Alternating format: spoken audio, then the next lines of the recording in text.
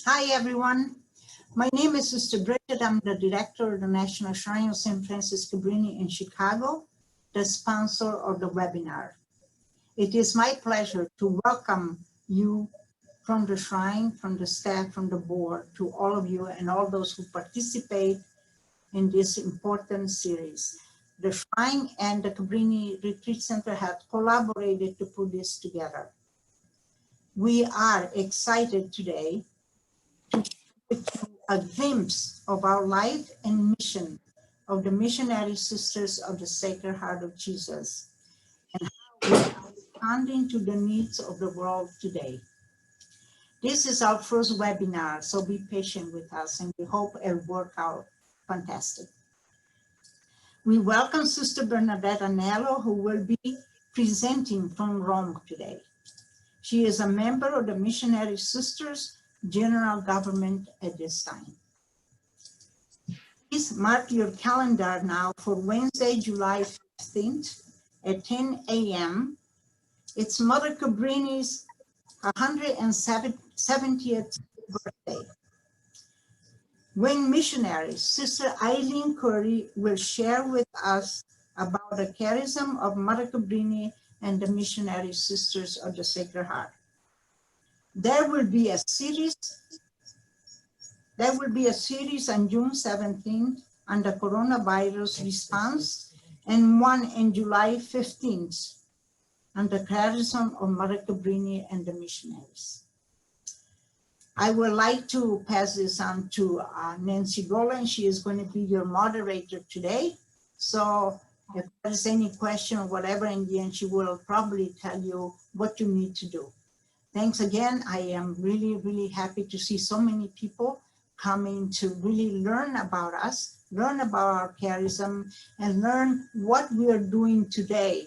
The missionaries and the missionary sisters are always in the forefront, taking care of people in need. So I hope that this will convey some of our conviction about the missionary sisters of the Sacred Heart and what we are doing to help people today.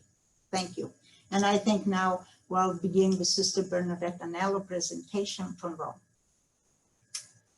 Thank you, Bridget, and thank you, Nancy. I'm happy to be here with all of you and see so many familiar faces too. Ask anyone what we mean when we say 2020, and the answer would probably be perfect vision. From my point of view, this year has been given to us as an opportunity to correct our faulty vision. We are being invited to a sea change, one that will open us up to the greater panorama before us, not only in the United States of America, but within a global context. Pope Francis has reminded us time and again that as missionary disciples of Jesus, we are, as a church, are to become a field hospital. That means that we are at the service of all humanity. Every sister, every brother is included without making distinctions or creating artificial levels. It seems fitting to refer to this term while we continue to deal with the challenges of COVID-19 pandemic, and I must add, the recurring pandemic of racism. At the same time that we are strongly urged to follow recommended steps like keeping a physical distance from each other, thoroughly cleansing our hands, using face masks, and avoiding large gatherings, we are confronted with acts of violence and injustice, particularly against men and women of color. If we are truly a field hospital, we have a part to play, no matter how small or large. We have many examples among us of individuals that Pope Francis calls the saints next door. Who are they? They are folks like you and me who know the difference between right and wrong, between acts of generosity and selfishness, between peaceful protests and vandalism, between keeping silent and speaking out. They are our beacons of hope.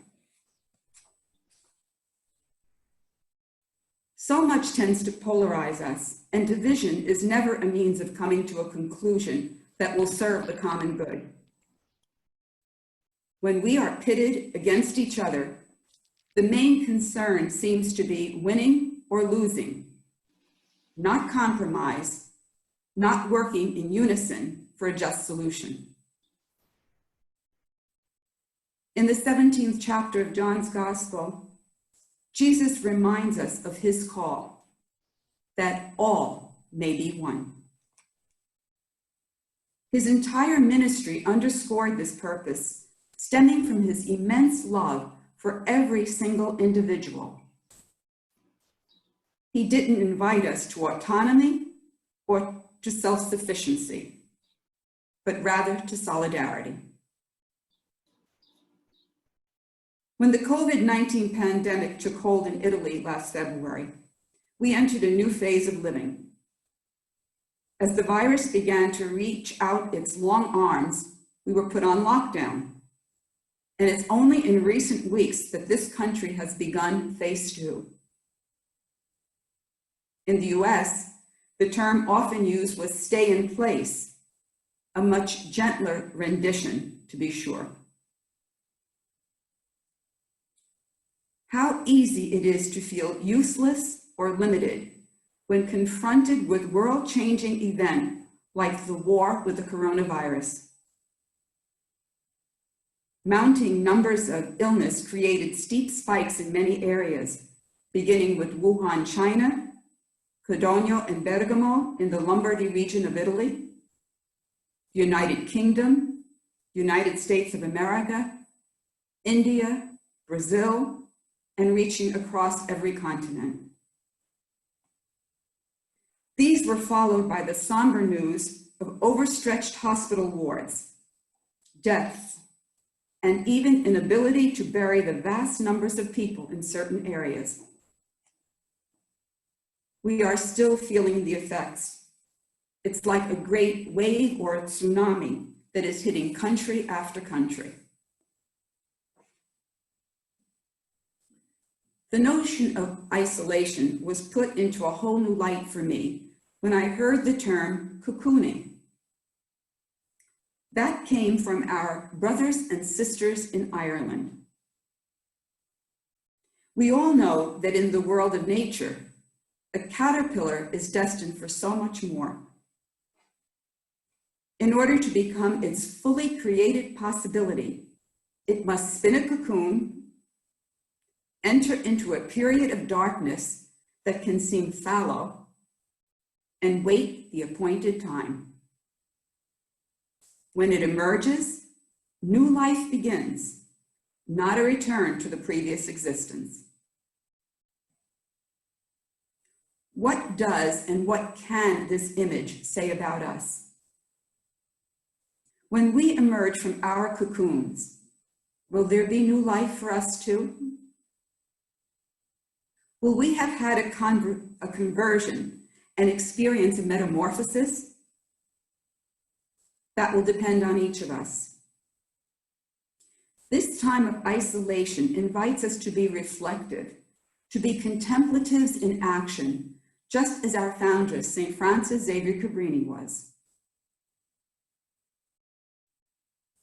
When we ask the important questions, we begin to see our lives from a more holistic perspective. Think about it. The effects of limited contact with loved ones. Climate change, which glares at us from every corner of our planet. The spread of a virus that has taken the lives of people throughout the world.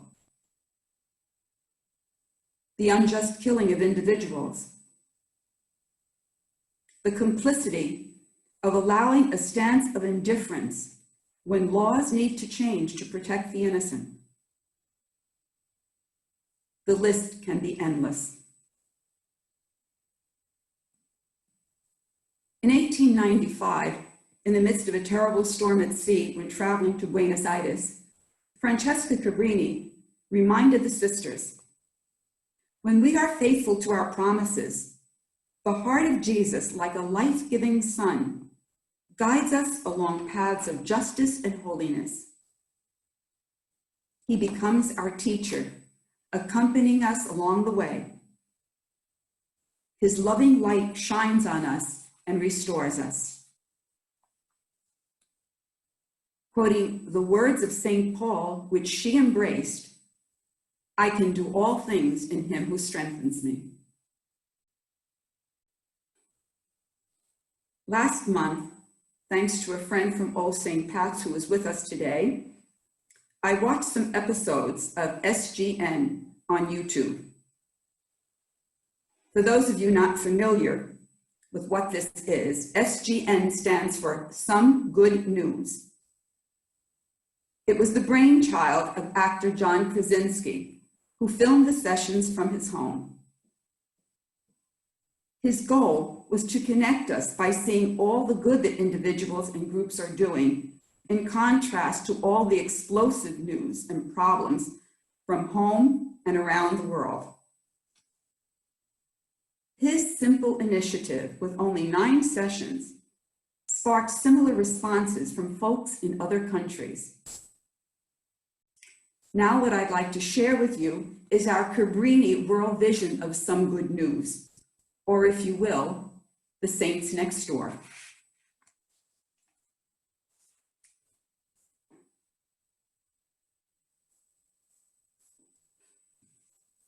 In Cabrini Immigrant Services, located in Lower Manhattan of New York, volunteers come each week and put together donated foods. The families can't come into the center during this period, but what they do is prepare bags and boxes and put them outside as the families come to receive them. To the far left, we have Sister Yolanda, who is a staff member regularly working there. And on her side is Evelyn, one of our candidates at Cabrini University, who is spending this time volunteering at Cabrini Immigrant Services. At Golden Shrine, Mother Cabrini Shrine in Golden, Colorado, 2 of the staff members, Tom Francis and John McEnroe, go to the local supermarkets and pick up the donations of food. They in turn take it to the food banks where the people in the Denver metro area can come and get free food. In Guatemala, we have 2 dispensarios, Dispensario San Jose and Dispensario Madre Cabrini, one located in the far ends of Guatemala City and the other in a rural area of Bárcenas. The larger picture shows the staff gathered together before the pandemic hit their country, sisters and lay together working for the good of very poor people in these areas. In fact, the Dispensario San Jose is in a very dangerous area, not only a poor area. And then you see one of the staff members properly clothed, following all the regulations of the government during this pandemic, so that the dispensarios can stay open and help people in need. Here in Paraguay, at the parish of San Lorenzo, Sister Teresina Lombieri and other members of the community, plus lay volunteers, are giving out snack packages to 120 children and elderly people. They do this every afternoon and have been doing it for a period of 5 to 6 weeks.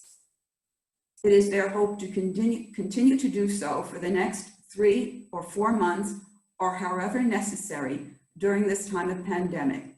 It gives them a chance to stay very close to the population.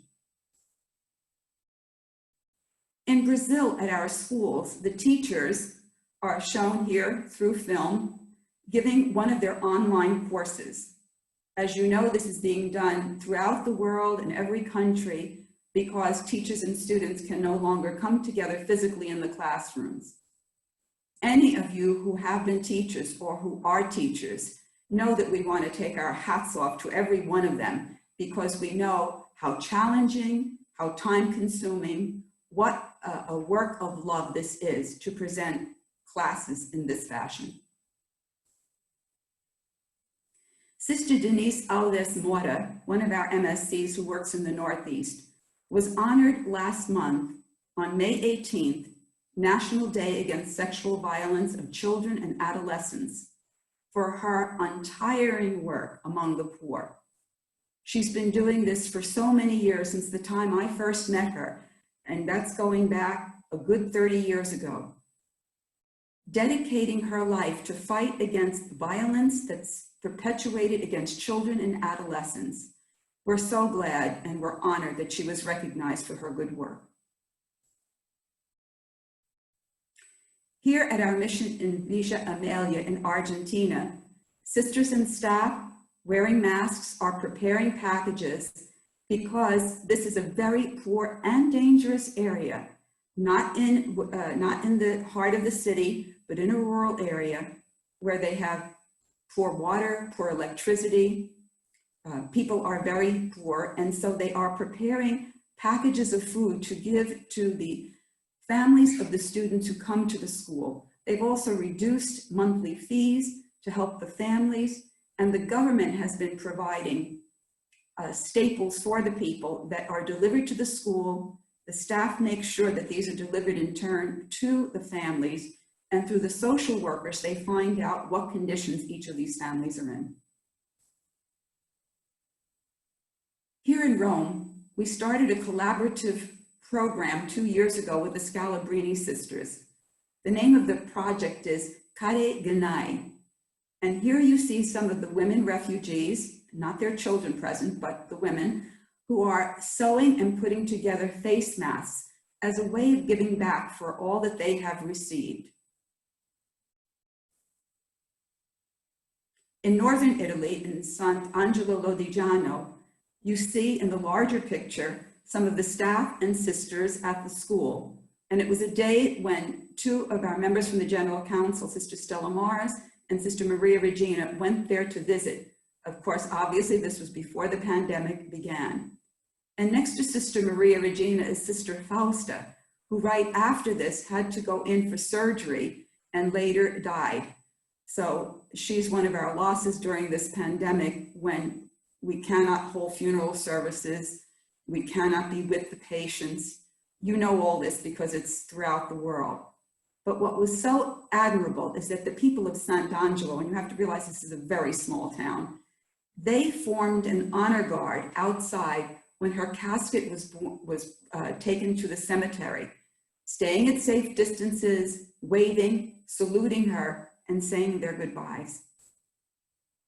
On the other side of the screen, you see some of the teachers from our school in Gordiani preparing their lessons for the many students that we have at that school, again, in a poor section of Rome.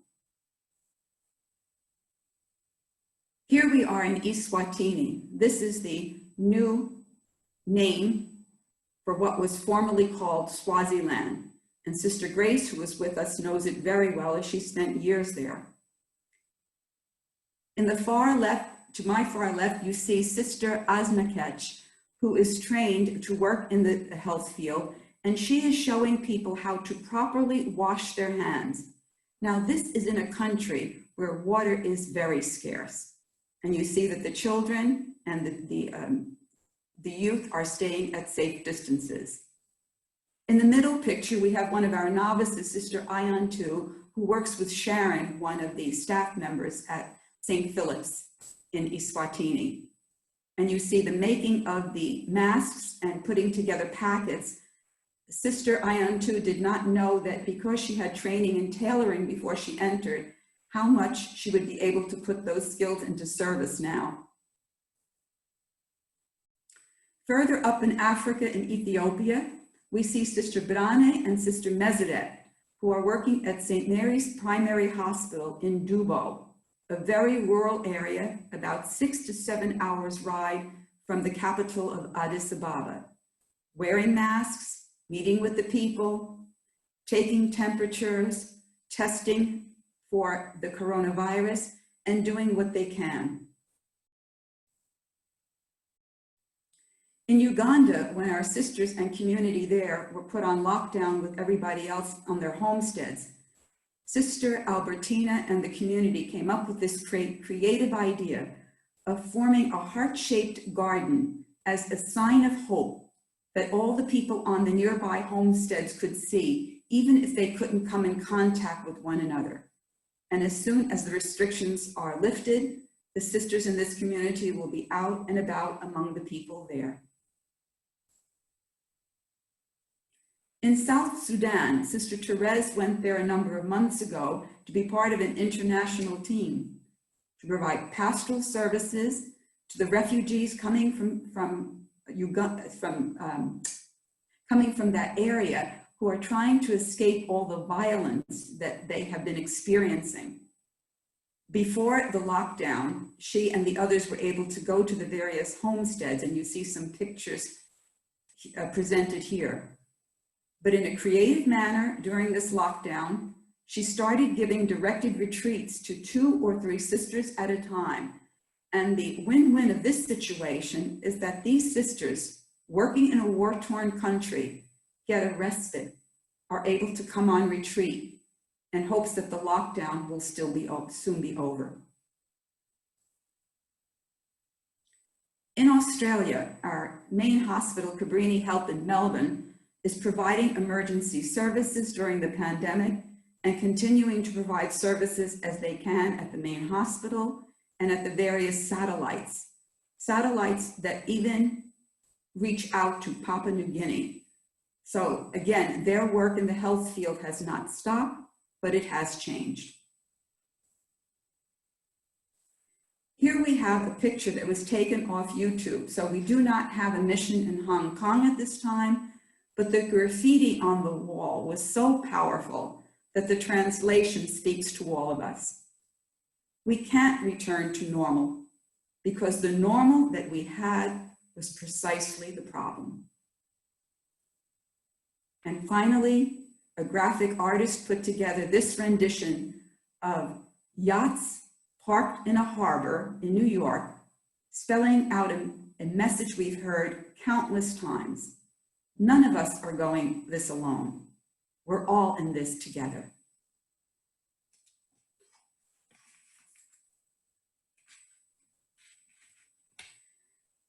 We're coming to the end of the novena in preparation for the Feast of the Sacred Heart of Jesus on Friday. All of us as missionaries of the Sacred Heart constantly refer to it as the Feast of Love. In light of all the challenges before us, Pope Francis, in his pastoral message for the month of June, is calling for a prevalent spirit of compassion, a revolution of tenderness. Touched by the love of Jesus, how, when, where will you and I take up this cry to be revolutionaries? Dare we band together and make a difference? Will we be beacons of hope? Will we be the saints next door? Thank you.